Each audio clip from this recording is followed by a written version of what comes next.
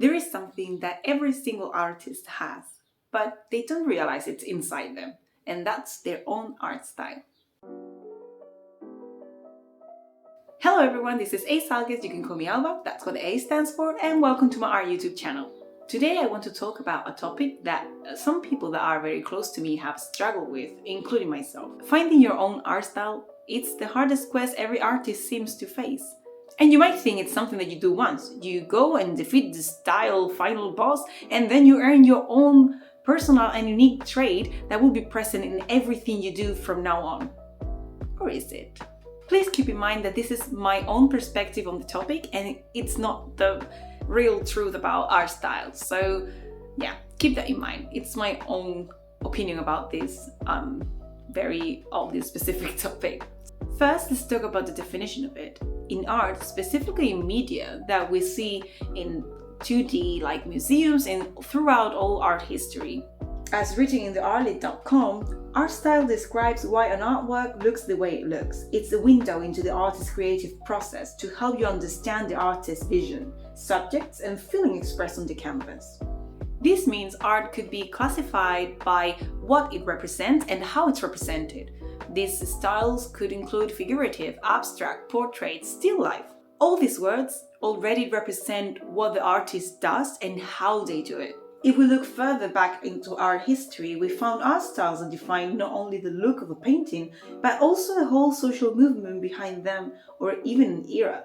Renaissance, Romanticism, academic art. But nowadays, it seems that we use these two words very narrowed down into a very individualistic view of what an art style is. Art style could be defined simply as the artist's own personality, how their inner world flows into the canvas, and who they truly are. We expect our art style to be present in every single thing that we create and we put out there. So when people see one of our works, we'll go, oh, I know that guy. This is from this artist or that artist. I'm not saying this is not important. I'm not saying that it's bad. What I mean is that we're focusing on this too much, especially from the beginning when we start creating our careers. There are so many reasons why we need to find our own style and why it became so important. One of the main reasons why we need to find our style is because art has so many applications these days. We're not limited to just paint a canvas to go on someone else's house or maybe to paint something for a cathedral or a church. We don't only just put our art in brands and products. The possibilities are almost infinite, which means we need to narrow down what we really want to do in order to choose our materials, media, techniques, and even the meaning behind what we do. The second reason is that we have the need to be unique.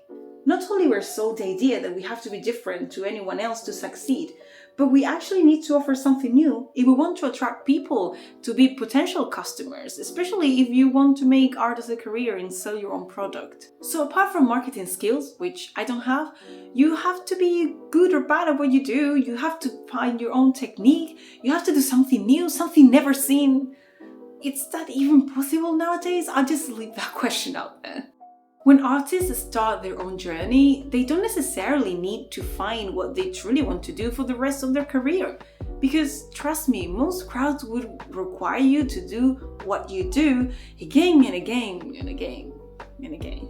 It's completely normal to start this quest with just a few pages of copy paper, cheap pencils, and with no idea what you're going to do. This is the point when you have to take as many quests as possible in your career. Try every technique that you feel attracted to. Do your own research. Search for new artists that you might not know. Get some reference. Build up your own inner visual library to have all those tiny things in your mind that will create something new. Just enjoy and study and whatever you have to do, actually. And here is where a lot of people get stuck. We start getting this idea, the ideal goal, like where we want to be, but most of the times we haven't practiced enough. We haven't done our research. We don't have enough in our minds to create exactly what we want to reproduce from our minds and inspiration. We create, but it never looks like the picture we have in our heads. Sometimes what we do doesn't even speak to us because we're too focused with this ideal of perfection, this ideal art style, this trait that would be in everything that we create, this personality that we want to achieve. And we often forget what's important about it, the process of creating our art. Let me keep going with this RPG metaphor to explain myself a bit better. Instead of sitting back and enjoy the story that we have in front of us, taking the quest we feel like it, talking to those NPCs that we're curious about, and overall enjoying the details of the world around us, some artists focus on making the perfect story, completing all tasks and getting all the achievements and reading a guide just to make it perfectly. The same as the previous game they played, and we feel bad if the next game isn't the same as this one. So why do we have to replicate the same thing again and again instead of letting ourselves flow with the art itself, especially at the beginning of our careers? If you have ADHD like me, you might find yourself lost or trapped at only one thing. In my last video, I mentioned how I want to focus on ink and pencil drawings, but that doesn't mean that that's the only thing I will do. Did Michelangelo only sculpt, or was Da Vinci only known for his paintings?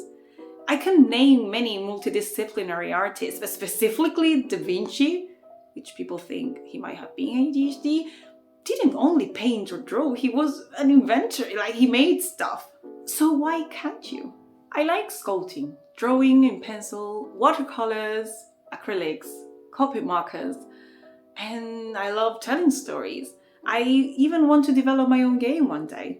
Does that mean that I don't have an own style just because I like to do many other things? I sure have my own style when drawing people.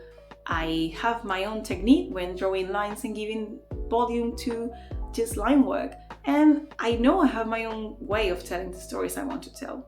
I understand that if you want to sell your art or maybe make a small business, you need to find a style to be consistent for all that part of you, of that branding. But that doesn't mean that that will be the only thing you will do. So you can expand yourself outside of that specific brand that you want to create. Try everything you can, because that will give you another insight and perspective on how to approach things in your art style and overall career.